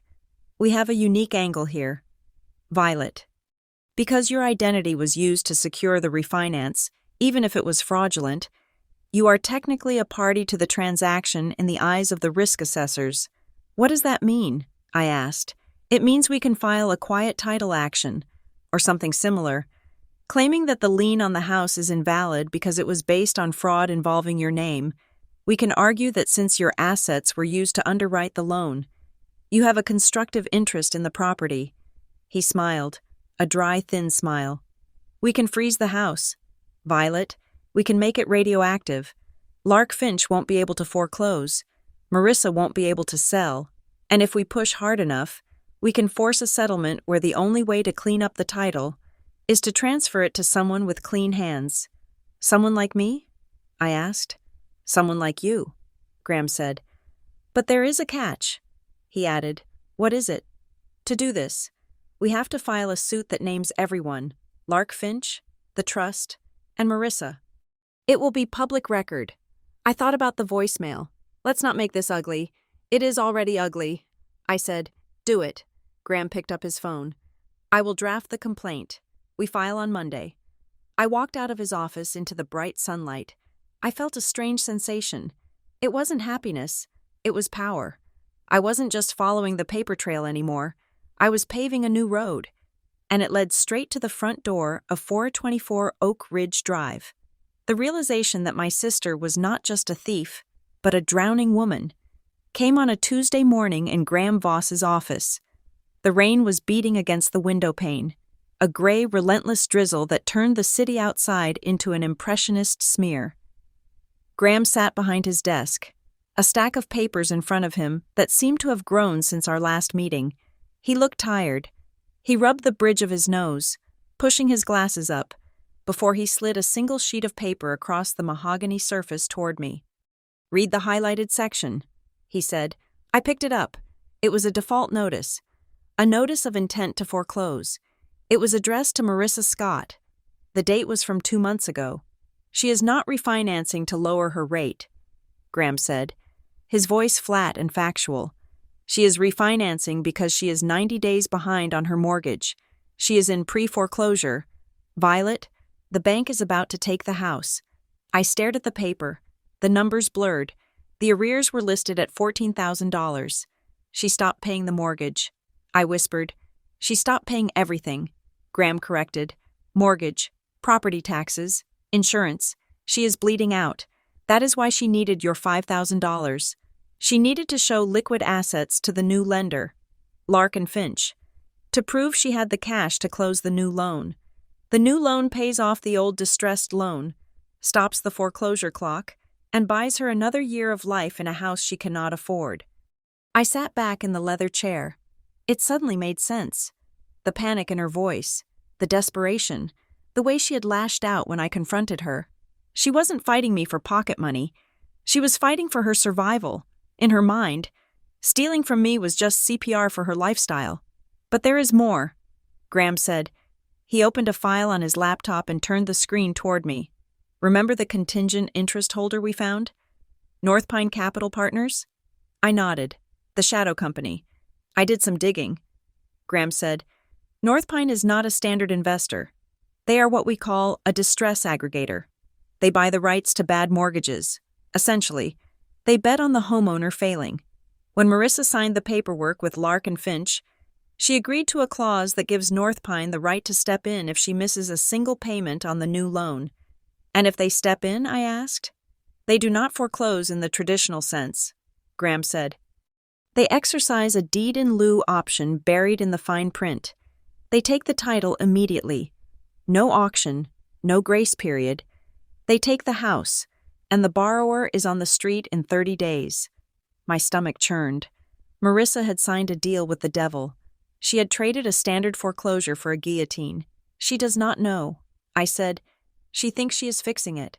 She is digging a grave," Graham said, "and she used your shovel to do it." I left his office feeling a strange mixture of pity and revulsion. Marissa was a disaster, a walking financial suicide note. But she had dragged me into the blast radius. My name was on the underwriting documents. My credit had been queried. If this house imploded, the debris would hit me too. That afternoon, my phone buzzed with a notification. It was a direct message on a professional networking app I rarely used. The sender was a woman named Celia Marr. The profile picture showed a young woman with dark hair pulled back in a severe bun, smiling tightly. Her job title read, Junior Loan Processor, Lark and Finch Lending. My heart hammered against my ribs. Ms. Scott, the message read, please do not reply to this message on this platform. I saw your name on a file I am processing. I am uncomfortable with what I am seeing. If you want to know how your information was used, meet me at the walking trail behind the industrial park on Route 9. Noon tomorrow. Come alone. I showed the message to Evan at work the next day. It is a trap, Evan said, looking over my shoulder. Or it is a setup. No, I said, reading the words again. I am uncomfortable. That is corporate code for I am witnessing a crime and I do not want to go to jail. I went. The walking trail was a desolate strip of asphalt winding between two warehouse complexes. It was lunch hour, but the place was empty save for a few smokers huddling near the loading docks. I saw her sitting on a bench near a drainage pond. She looked younger than her photo. She was wearing a beige trench coat and nervously picking at her fingernails. Celia? I asked, approaching slowly. She jumped. She looked around, scanning the parking lot. Did anyone follow you? She asked. No. I said, I am alone. She let out a breath and gestured for me to sit. But not too close. I cannot stay long, she said. They track our keystrokes. They time our brakes. Why did you contact me? I asked. Because I saw the fraud alert come through from your attorney. She said, the demand letter? Management laughed at it. They said you were just a disgruntled relative. But then I pulled the physical file. She reached into her oversized purse and pulled out a bottle of water, taking a long sip as if her throat was parched. Your sister's application did not come through normal channels, Celia said. It came in a bulk packet from a third-party broker called Juniper Bridge Consulting. I had never heard the name. Juniper Bridge Consulting? They are a chop shop, Celia said, her voice dropping to a whisper. They package high-risk borrowers and sell them to lenders like us. They doctor the paperwork before it even hits our servers. They fix income ratios. They smooth over credit gaps. And they supply the supporting documentation. She looked at me, her eyes wide and frightened. Your sister's file had a section for related party assets. It is a way to boost the borrower's profile by showing they have family with resources. It is supposed to be for guarantors. But in this file, you were listed as a contributor. A contributor? I asked. It means they claimed your assets, your savings, your employment history, your credit score, were part of the household profile for the loan. They made it look like you and Marissa are a financial unit, like your stability is her stability. I felt the blood drain from my face. They used me as a prop. I whispered, yes, Celia said. And the letters? The ones verifying the gift funds? They were in the Juniper Bridge packet. They were already scanned. Juniper Bridge has a template. Ms. Scott, they just fill in the names. So my mother, I started, your mother might have signed a blank form, Celia said. Or she signed a template, but Juniper Bridge filled in the rest. That is what they do. They manufacture viability. Why are you telling me this? I asked. Celia looked down at her hands. Because I have a sister, she said quietly. And because North Pine Capital is taking over the servicing on this loan next week. Once North Pine takes over, the file gets locked. You will never see those documents again. They will disappear into a vault in the Cayman Islands or something. She stood up. I cannot give you the papers, she said. I would be fired and sued. But tell your lawyer to subpoena Juniper Bridge. Specifically, ask for the originating packet. That is where the bodies are buried. She walked away fast, her heels clicking on the asphalt. leaving me sitting by the drainage pond with the realization that my life had been stolen not by a sister, but by an industry. Marissa was just the user. Juniper Bridge was the dealer, and I was the product. I drove back to the office in a daze. The betrayal felt different now. It wasn't just familial dysfunction, it was mechanical. Marissa had looked at me and seen a credit score she could harvest. She had fed me into a machine to keep her lights on. I called Graham from the car. Juniper Bridge Consulting. I said, I heard the typing on the other end. Got them. Graham said, Delaware LLC. Registered agent is… Well, would you look at that? It links back to the same network as the property trust. It is a closed loop. Violet, they find the house, they sell the house, they lend the money, and they fake the docs.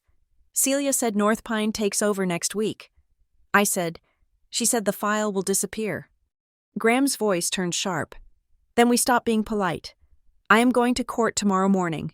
I am filing for an emergency injunction to freeze the assignment of the mortgage, and I'm sending a preservation of evidence notice to Lark and Finch and Juniper Bridge. If they shred a single post-it note after receiving that, they are committing a federal crime.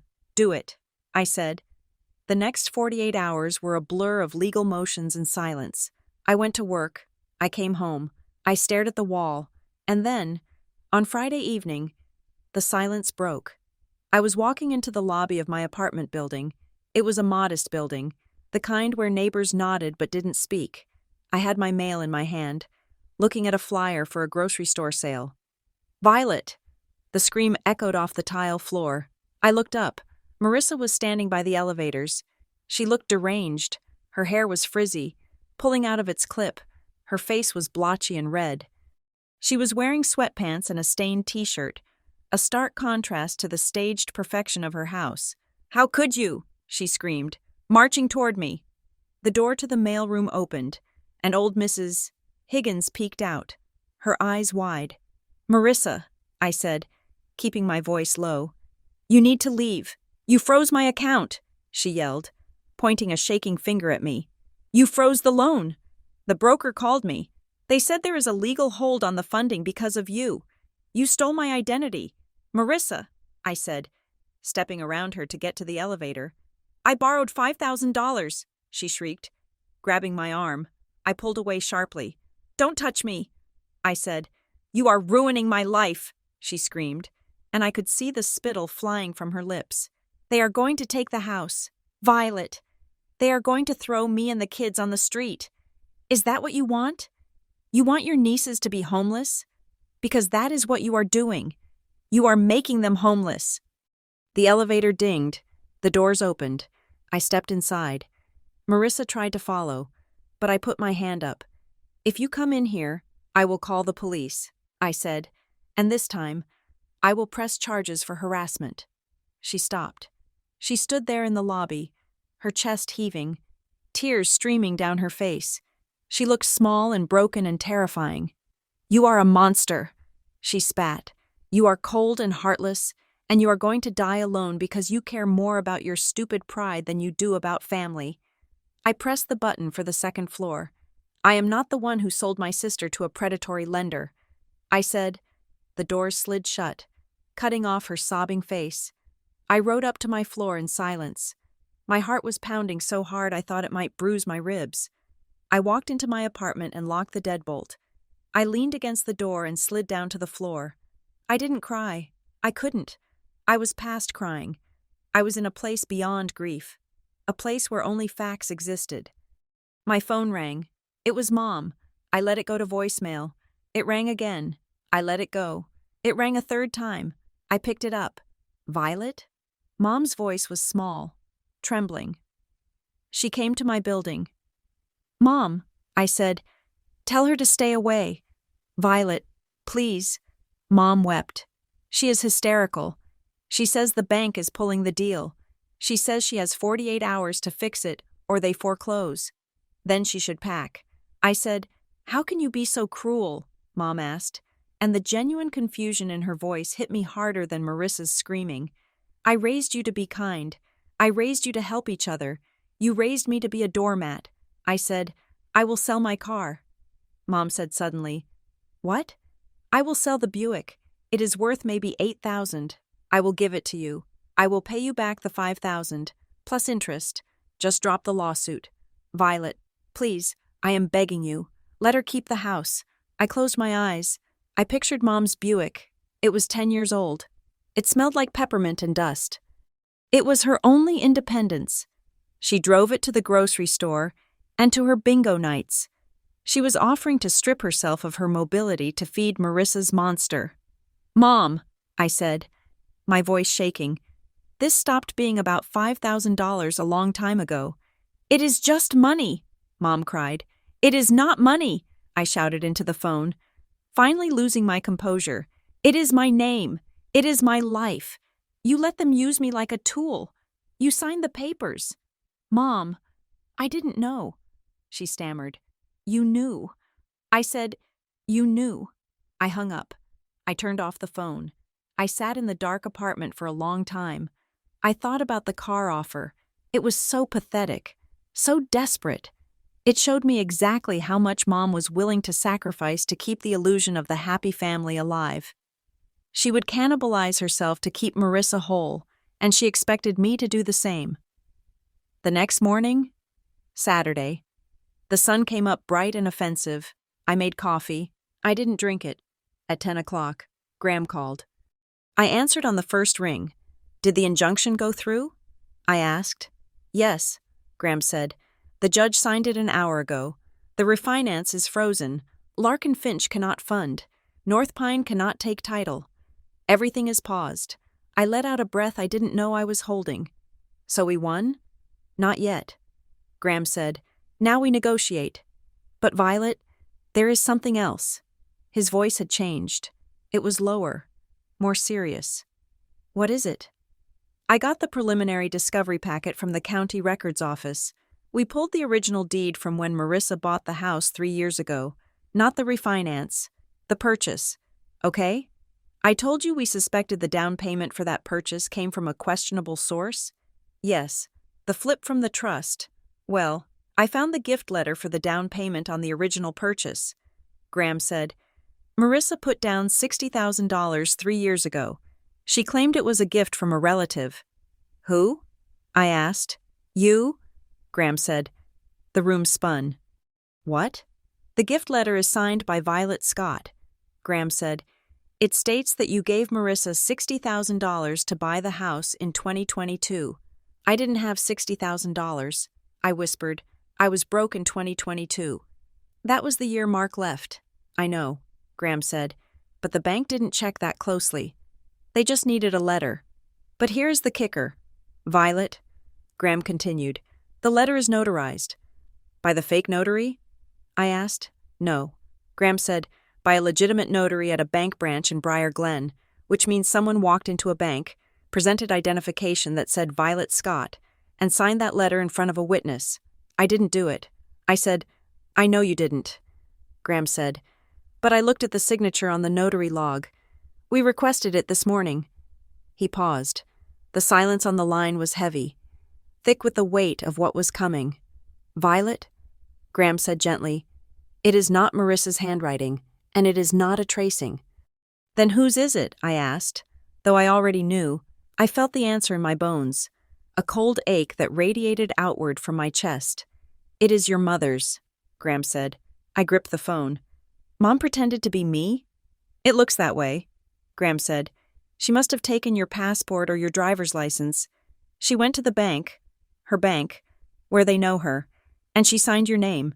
She committed identity theft 3 years ago to help Marissa buy the house. The $5,000 last week wasn't the first time. Violet, it was just the maintenance fee. I dropped the phone. It hit the rug with a dull thud. I stood there, looking out the window at the chain-link fence. Diane Scott, my mother, she hadn't just verified the savings account. She hadn't just helped with the refinance. She was the original architect. She had stolen my identity 3 years ago to get Marissa into that house. She had impersonated me. She had used my clean name to wash Marissa's dirty money. The car offer, the begging, I will sell the Buick. She wasn't trying to save Marissa from foreclosure. She was trying to save herself from prison. If I exposed the house, I exposed the original purchase. If I expose the original purchase, I expose the $60,000 lie. Mom wasn't a victim. She wasn't a helpless old woman being manipulated by a greedy daughter. She was the co-conspirator. I felt a laugh bubble up in my throat, a hysterical, jagged thing. I clamped my hand over my mouth to stop it. They had built a family home on the grave of my reputation. I walked to the kitchen. I picked up the car keys. I wasn't going to the law office. I wasn't going to Marissa's. I was going to the police station. Graham had said the injunction was a pause button. But this was the nuclear launch key. I had the list in my head. What I know, what I can prove, what I refuse. I refuse to be the daughter who took the fall. I grabbed my purse. My hand brushed against the manila envelope containing the fraud evidence. It felt heavy, like a brick. I walked out the door. The hallway was empty. The silence was absolute. But inside my head, the war had finally begun. And I knew exactly who the enemy was. It wasn't the bank. It wasn't the broker. It was the woman who had taught me to write my name. The conference room at Hollis and Wren was not designed for comfort. It was designed for closure. The table was a slab of polished granite that felt cold to the touch, and the air conditioner was set to a temperature that kept everyone awake and slightly on edge. I sat on one side of the table, with Graham Voss next to me. On the other side sat two attorneys representing Lark and Finch Lending. They were young, sharp men in blue suits who looked like they billed by the nanosecond. And then there was Marissa.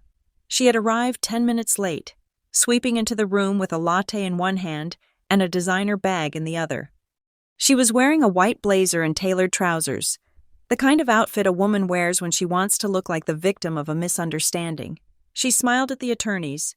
She nodded at Graham. She didn't look at me. I watched her settle into the chair. She looked confident. She actually thought this was a negotiation about a repayment plan. She thought we were here to discuss how she could pay back the $5,000 over 12 months, so I would drop the fraud claim and let her refinancing proceed. She had no idea that the refinancing was already dead. "Mr. Voss," said the lead attorney for the lender, a man named Mr. Sterling, "we are here to resolve the title dispute regarding the property at 424 Oak Ridge Drive. My client is eager to clear the hold on the funding. We understand there is a familial dispute regarding a small sum of reserves." Graham didn't open his folder. He just folded his hands on the table.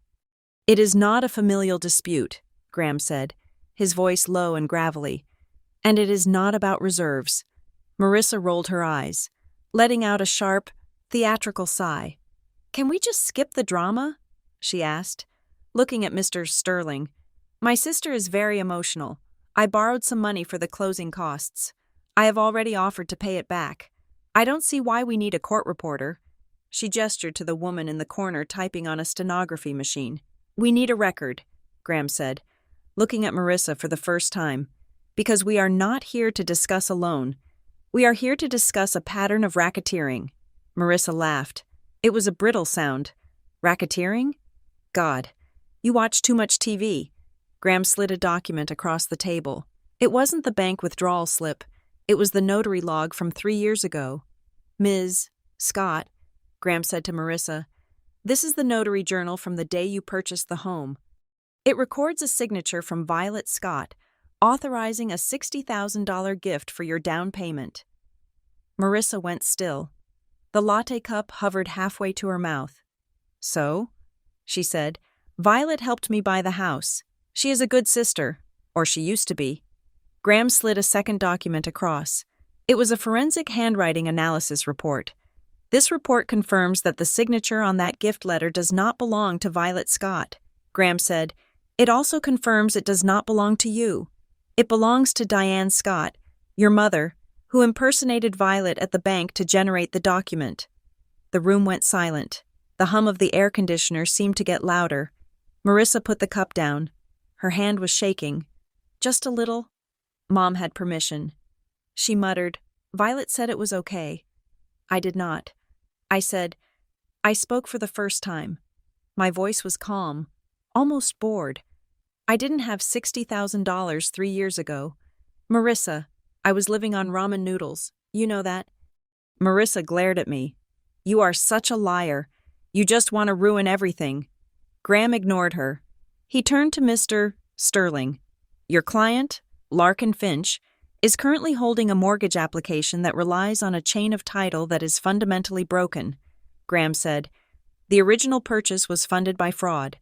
The current refinance is supported by stolen identity documents, and the supporting assets were fabricated by a broker, Juniper Bridge Consulting, who is currently under investigation for altering files." Mr. Sterling stiffened. He exchanged a look with his colleague. "We are not responsible for the actions of independent brokers," Sterling said defensively. "You are, when you accept bulk packets from them without due diligence," Graham countered. "We have the internal email. Mr. Sterling, the one where your compliance officer accidentally linked Marissa's file to the property in Hollowmere. The property owned by the shell company that sold Marissa the house in the first place." Graham leaned forward. "We know about the flip. We know about Arthur Vane. We know about the contingent interest clause with North Pine Capital." Marissa looked between us, her head whipping back and forth. "What are you talking about?" she asked, her voice rising in pitch. "Who is Arthur Vane? I bought the house from the Millers." Graham looked at her with something like pity. "You bought the house from a trust, Marissa. A trust that jacked up the price by $250,000 before you even signed the deed. You didn't buy a home, you bought a debt trap, and now you have committed 3 separate felonies to try and stay in it." Marissa stood up, her chair scraped loudly against the floor. "I am leaving," she said. "I don't have to listen to this. Sit down. Ms. Scott," Mr. Sterling said. His voice was no longer polite. It was cold. Marissa froze.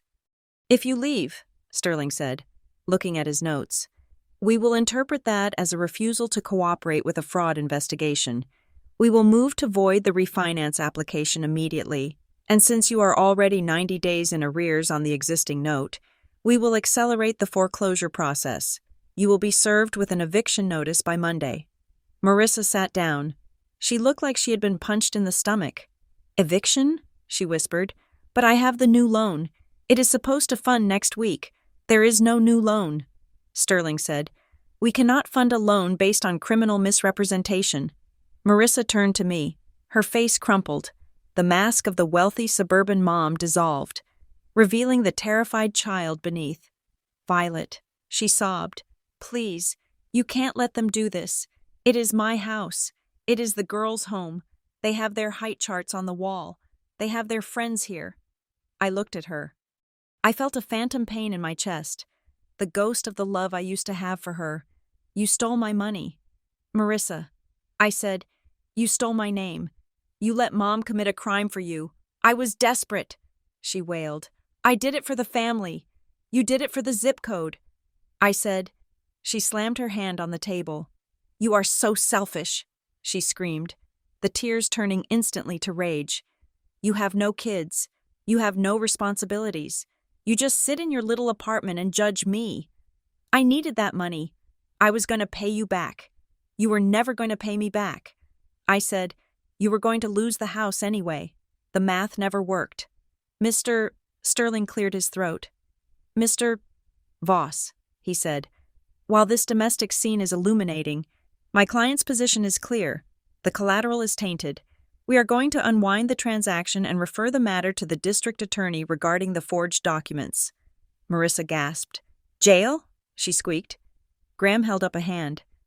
"There is an alternative," he said. The room went quiet again. "My client," Graham said, gesturing to me, "has an interest in mitigating the damage. She does not wish to see her sister in prison, despite the provocation, and I assume Larkin Finch does not wish to have its relationship with Juniper Bridge examined in open court during a criminal fraud trial." Mr. Sterling went very still. Graham had hit the nerve. The bank didn't care about Marissa. They cared about the audit. If the Juniper Bridge connection was exposed, it could trigger a regulatory nightmare for them. "What are you proposing?" Sterling asked. "A settlement," Graham said. He slid a final document across the table. "Marissa Scott will admit to the unauthorized use of Violet Scott's funds and identity."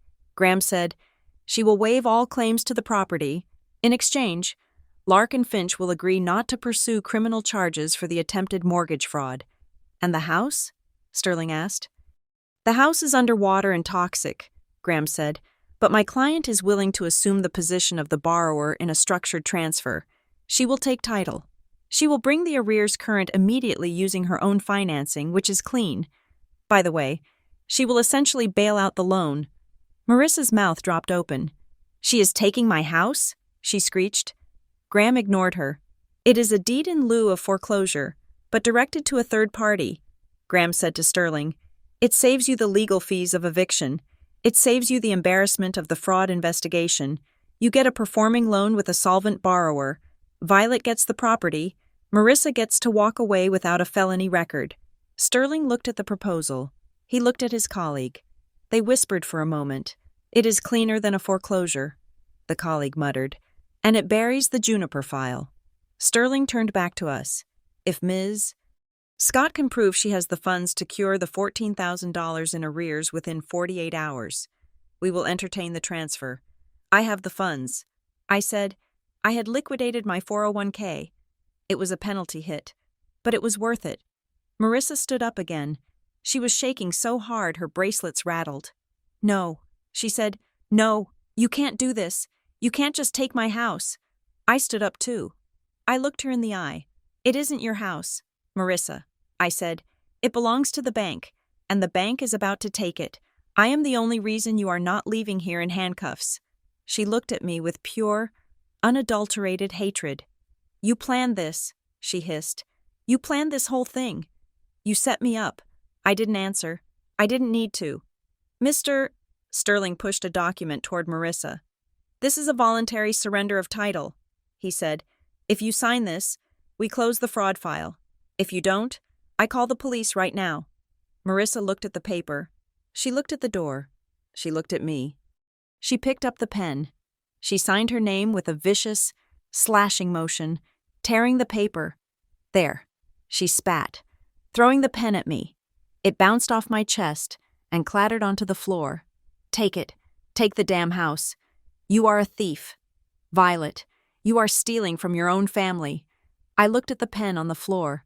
I am not stealing, I said quietly. I am collecting a debt. Marissa grabbed her bag and stormed out of the room. We heard her heels hammering down the hallway, then the heavy thud of the exit door. Sterling looked at me. He didn't smile. We will draw up the final transfer papers, he said. Welcome to home ownership. Ms. Scott, good luck with the heating bill. 3 days later, I stood in the living room of 424 Oak Ridge Drive. It was empty. Marissa had moved out with a speed that was almost impressive. She had taken everything, the furniture, the curtains, the light fixtures. She had even unscrewed the switch plates from the walls. The house was a hollow shell, smelling of dust and lemon pledge. I walked to the center of the room. The hardwood floors were scratched where the sofa had been dragged out. There was a dark square on the wall where the big television had hung. I had won. I owned a house worth $720,000. I had acquired it for the cost of the arrears and the legal fees.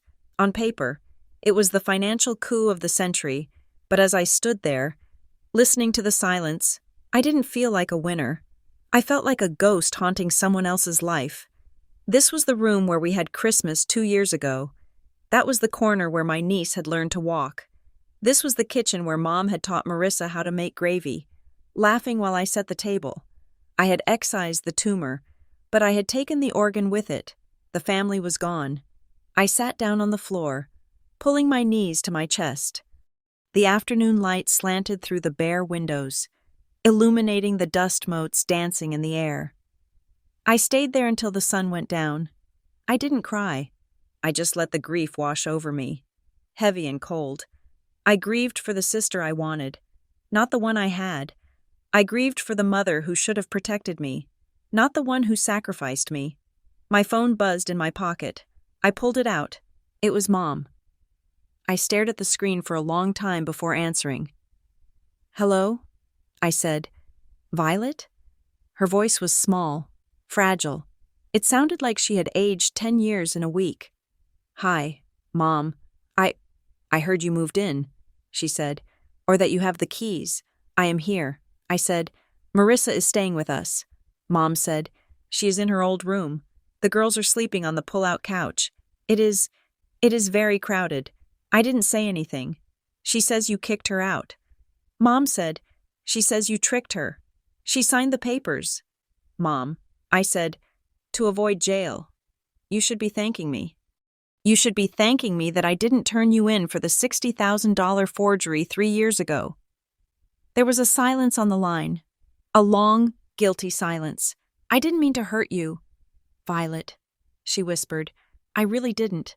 I wanted her to be safe. She has always been the fragile one.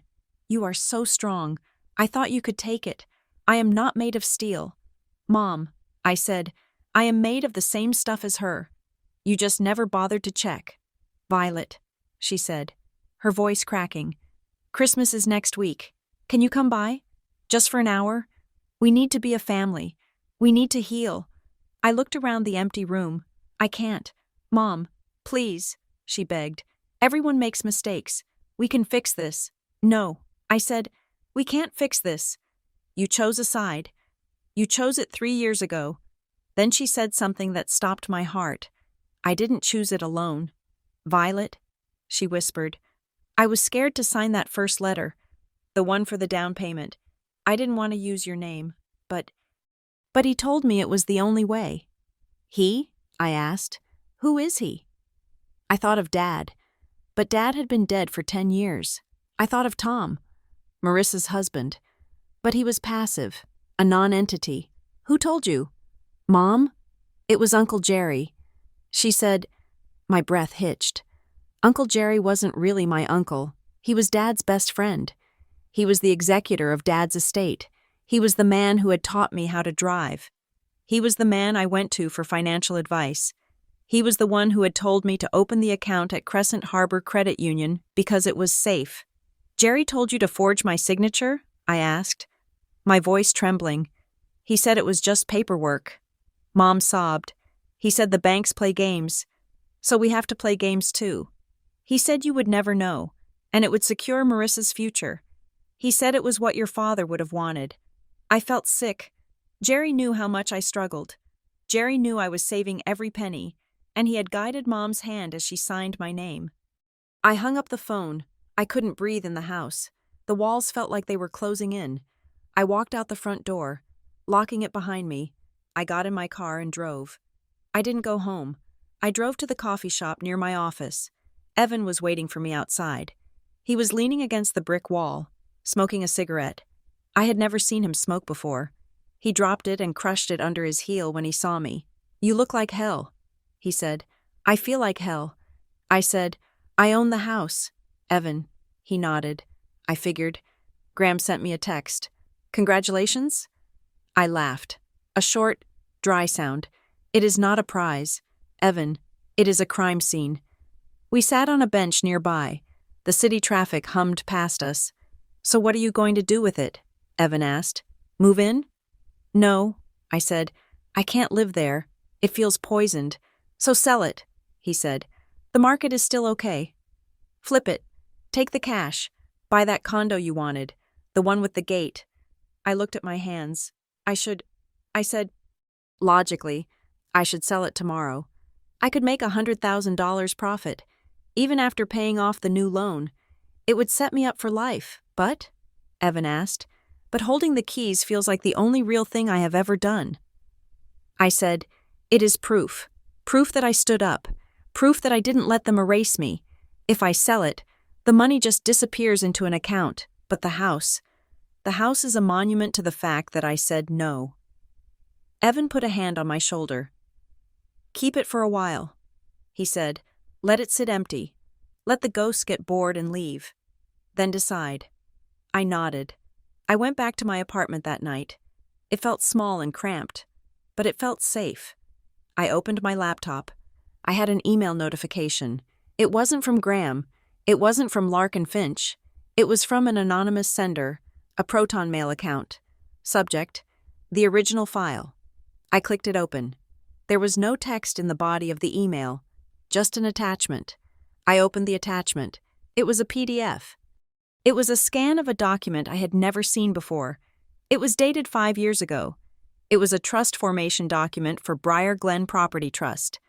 The trust that had flipped the house to Marissa. The trust that had artificially inflated the price to drain equity from the bank.